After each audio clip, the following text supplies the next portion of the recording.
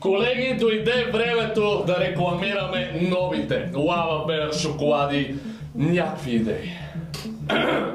Някакви идеи! Ми да направим песен още един път, бе. Някоя готина хитачка.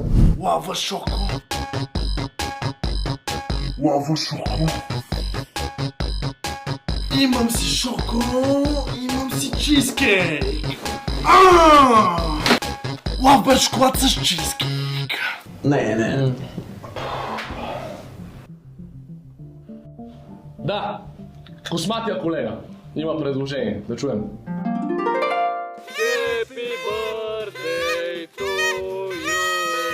Айде, миличка, честит рожден ден, да си жива и здрава. Айде, време е за торта. Тати, аз искам Лава Бер шоколади. Бе, какви Лава Бер шоколади, какви 5 лева, бе? Торта имаме. Айде всички тортата да викаме. Торта! Торта! Торта! Торта! Казвай не.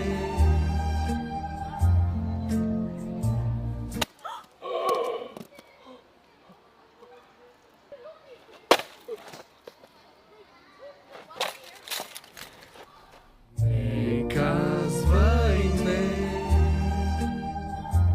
Кажи добре.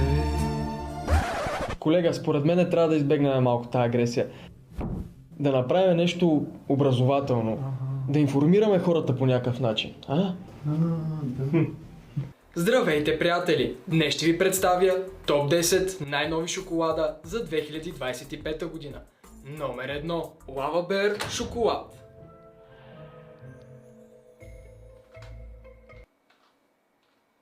Вратата се отвори сама. Не. Дайте нещо тотално различно.